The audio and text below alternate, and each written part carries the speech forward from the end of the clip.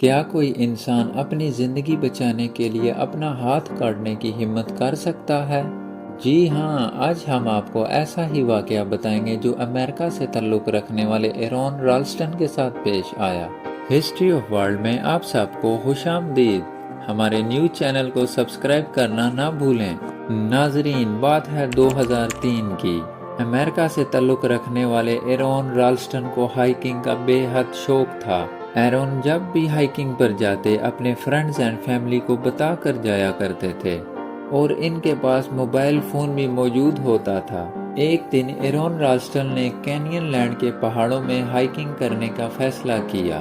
Aaron یہ adventure کسی کو بتائے بغیر کرنا چاہتے تھے، اور نہ ہی اس ہائیکنگ کے دوران کسی کے ساتھ کوئی کانٹیکٹ رکھنا چاہتے تھے۔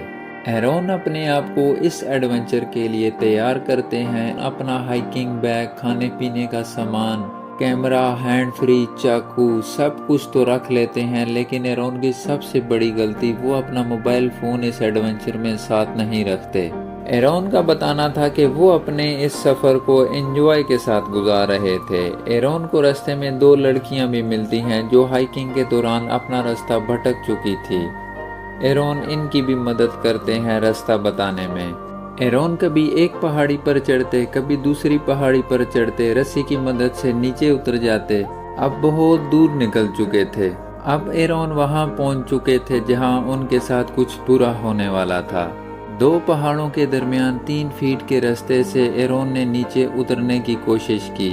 360 کلو وزنی پتھر پر ایرون نے اپنا وزن ڈالا، اور وہ پتھر نیچے کی طرف پھسل گیا، اور وہ اپنے آپ کو نہ سنبھل پائے، جا زمین پر گرے۔ پتھر بھی تیزی سے ایرون کی طرف آ رہا تھا، پہاڑوں سے ٹکراتا ہوا۔ اب وقت بہت کم تھا ایرون کے پاس اپنے آپ کو بچانے کے لیے۔ ایرون نے اپنے دونوں ہاتھ پتھر کی جانب کیے۔ ایرون کا دایاں ہاتھ بری طرح سے پتھر کے ساتھ کچل کر پھنس گیا۔ کچھ دیر کے لیے تو ایرون اپنا ہوش کھو بیٹھے تھے۔ ایرون کو جب ہوش آیا تو ایرون یہ منظر دیکھ کر گھبرا چکے تھے۔ ان کا ہاتھ بری طرح پھنس چکا تھا۔ ایرون نے چیخنا چلانا شروع کر دیا، لیکن وہاں ایرون کی چیخو پکار سننے والا کوئی نہیں تھا۔ ایرون کا کہنا یہ بھی تھا کہ اگر آپ کی ایک انگلی کسی دروازے میں آئے، جتنا درد ہوتا ہے اس درد کو 100 گنا بڑھا دیا جائے، اس درد کی کیفیت سے نکلا ہوں میں۔ چیخنے چلانے کے بعد ایرون کو اپنی غلطی کا احساس ہوا کہ وہ کسی کو کچھ بتا کر بھی نہیں آئے۔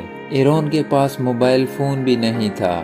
کئی گھنٹوں کی کوششوں کے بعد بھی ایرون اس پتھر کو اپنی جگہ سے 1 انچ تک بھی نہ ہلا پائے۔ اب رات ہو چکی تھی۔ ایرون کی زندگی کی سب سے بھیانک اور مشکل رات آ چکی تھی۔ رات کو شدید ٹھنڈ نے اب ایرون کا اور بھی برا حال کر دیا تھا۔ ایرون کا کچلا ہوا ہاتھ ٹھنڈ کی وجہ سے اور بھی درد میں اضافہ کر رہا تھا۔ ایرون نے اپنے بیگ سے ایکسٹرا شرٹ نکال کر اوڑھی اور اپنے آپ کو سردی سے بچانے کی کوشش کی۔ اگلے دن ایرون نے چاقو کی مدد سے پتھر کو کاٹنے کی بے حد کوشش کی، لیکن پتھر کو کوئی فرق بھی نہ پڑا۔ اب ایرون کے پاس کھانے پینے کا سامان بہت کم رہ چکا تھا۔ تھوڑا سا پانی اور چند ٹکڑے چاکلیٹ کے رہ چکے تھے۔ تیسرے دن بھی ایرون نے بیگ میں پڑی رسی کی مدد سے پتھر کو ہلانے کی بے حد کوششیں کی، لیکن وہ پتھر اپنی جگہ سے ہلنے کا نام بھی نہیں لے رہا تھا۔ اور اس دن رات کے وقت ایرون کے پاس کھانے پینے کا سامان مکمل طور پر ختم ہو چکا تھا۔ چوتھے دن ایرون اپنی ہمت مکمل طور پر ہار چکا تھا۔ ایرون یہ سمجھ چکا تھا کہ میرا آخری وقت آ چکا ہے۔ ایرون اپنا کیمرہ نکالتا ہے، ریکارڈنگ کرتا ہے، اپنی فیملی سے اپنی غلطی کی معافی مانگتا ہے۔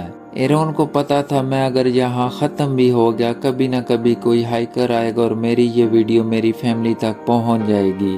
ایرون اپنا نام اور تاریخ اس پتھر پر لکھ دیتا ہے۔ ایرون کا بتانا تھا کہ جب وہ بے ہوشی کی حالت میں ہوتے ہیں تو ان کو ایک بچہ نظر آتا ہے۔ وہ ایرون کی ایک بازو نہیں ہوتی، وہ اس بچے کے ساتھ کھیل رہے ہوتے ہیں۔ ایرون کو جب ہوش آتی ہے تو ایرون سمجھ جاتے ہیں کہ یہاں سے زندہ بچ کر کیسے نکلا جا سکتا ہے، اور پھر انہوں نے اپنا بازو کاٹنے کا فیصلہ کیا اور اپنے آپ کو درد سہنے کے لیے تیار کیا۔ اس مشکل فیصلے کے علاوہ ان کے پاس اور کچھ بھی نہیں بچا تھا۔ ایرون نے اپنے آپ کو لیفٹ رائٹ موو کر کے ہڈی کو مکمل طور پر توڑا، اور پھر چاقو کی مدد سے 1 گھنٹے میں الگ کیا۔ یہ کام اور کوئی ہوتا تو شاید نہ کر پاتا۔ ایرون نے کٹے ہوئے بازو پہ شرٹ لپیٹی اور جلدی سے باہر نکلنے کی کوشش کی۔ ایرون کو اس بات کا پتا تھا کہ جلدی سے ریسکیو نہ ہوا تو جان بھی جا سکتی ہے۔ باہر نکل کر تھوڑا دور جاتے ہیں تو دیکھتے ہیں ایک جرمن فیملی ہائیکنگ کے لیے آئی ہوئی تھی۔ ایرون ان کو ساری بات بتاتے ہیں۔ جلدی سے وہ ایرون کو پانی پلاتے ہیں اور ریسکیو کرتے ہیں۔ اس طرح ایرون کی جان بچ جاتی ہے۔ اس حادثے کے بعد ایرون موٹیویشنل اسپیکر بنے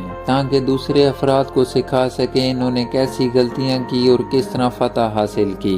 ہمارے ساتھ جڑے رہنے کا بے حد شکریہ۔ ملتے ہیں اگلی شاندار ویڈیو میں۔